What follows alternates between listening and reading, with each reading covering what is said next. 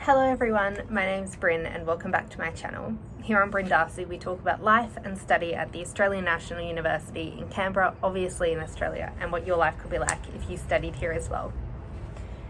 In today's quick video I'm going to be chatting to you about the ways to get around Canberra, especially from the perspective of a student who's lived in lots of different places in Canberra.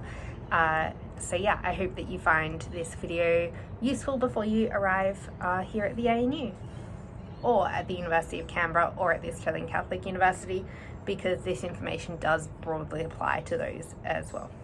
So I would say that generally there's probably 5 ways to get around Canberra, and I'm going to be talking quite quickly about the pros and cons of each of those. You'll find below where you can click to about a specific type of transport if that's the way you're thinking about getting around Canberra. But please give this video a thumbs up and subscribe to the channel if you are coming to university in Canberra and if you're interested in hearing about what life is like here. So number 1 I would say is traveling by your own private car. So if you do have access to a car, you have purchased one, I think that this can be a very convenient way of traveling around. You don't have to rely on anyone else, just yourself. I think that at times it can be quite busy on the roads in Canberra, but definitely not like rush hour in Sydney, especially after lockdown.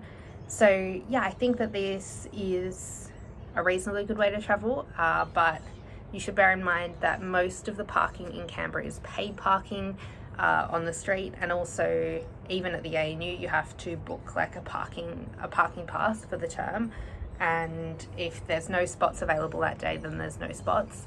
So they sell more parking passes than people driving cars. So that can definitely be something to think about. You still might end up having to walk or ride your bike, or even catch a bus a certain distance after you've been driving. But most places in Canberra are maximum half an hour from the centre. Canberra is quite a small place and it's reasonably well designed with all of the major roads, so having a car is definitely a convenient way to travel. The second way is to travel via taxi or rideshare like Uber. This is a very expensive way to travel, but it's, if you don't have a car, you don't have access to a car, or you can't drive and you're not comfortable taking public transport, there is an abundance of Ubers and rideshare services in Canberra, but especially at peak times it can be quite pricey. Number 3 is public transport. Now, public transport is the way that I typically travel, so please, bear this in mind as I'm talking about this. There's definitely a bias here, but I would say that public transport in Canberra is a fantastic way to travel, especially if you live in transport hubs like Belconnen or Gungahlin. So I live in Belconnen, and for me it's about a 15-minute bus ride, if that, to the ANU, and 20 minutes at most to the centre at high traffic times. There are buses to most places in Canberra, and from Gungahlin to Civic there is a light rail, and that's currently being extended, I think, to the south side of Canberra, but that will be a few years yet. So the overwhelming benefits of this is that it's cheap for university students. I think it's $1.61 per trip if you are a uni student, and if you take a second trip in the hour, then that trip is free. It's only $1.61 overall. But if you have a low income healthcare card, it is free between the hours of 9 and 5, I'm pretty sure, and $1.61 outside of that. So you can definitely get free travel if you plan your classes around the right times. There are many bus routes. I will put a map on the screen now so you guys can see all of the bus routes in Canberra. A downside of this mode of transport is that from certain smaller and older parts of the city, it does take a lot longer to get places, and you do have to walk between bus stops.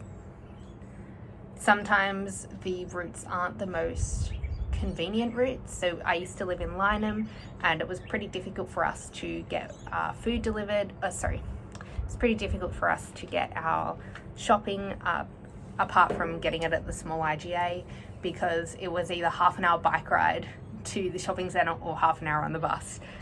So that's definitely something to consider when you're considering the location that you live in or what sort of transport you'd like to take.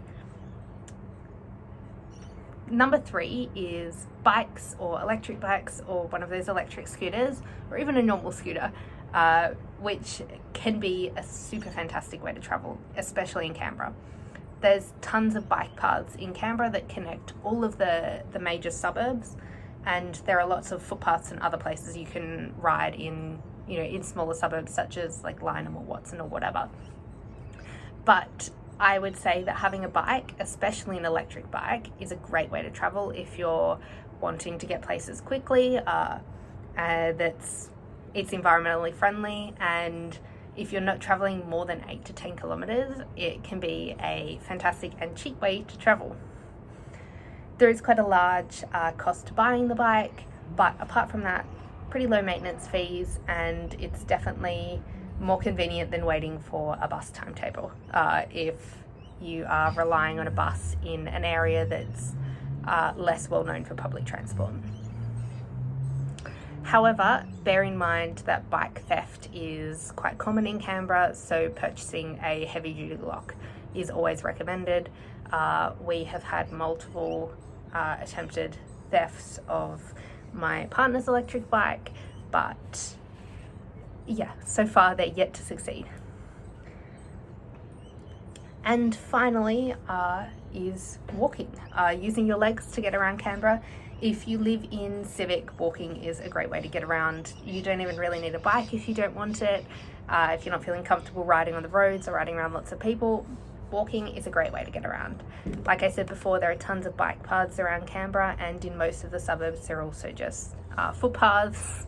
And if you live on campus as well, either riding a bike or walking is probably the best, cheapest, most environmentally friendly and health conscious way to travel. So yeah, I would say that walking is pretty safe in Canberra. I've never felt deeply unsafe. Bear in mind I lived in London and Europe, so there's sort of different standards of what goes on safety wise there, but I would say Canberra's quite safe. And at the ANU campus there is like night security who can walk you back to your dorm if you need that as well. And I would totally recommend taking advantage of that service if you're feeling uncomfortable. But yeah, I would say that most places are very walkable, especially in the daytime, and at night most places are pretty well lit to walk as well. So that brings me to the end of today's video on ways to travel around Canberra. I hope you guys enjoyed this. I know it was just a quick one, but I thought that it would be useful to mention how you can get around as a student in Canberra. Please give this video a thumbs up and subscribe if you enjoyed it, and I'll see you guys next time.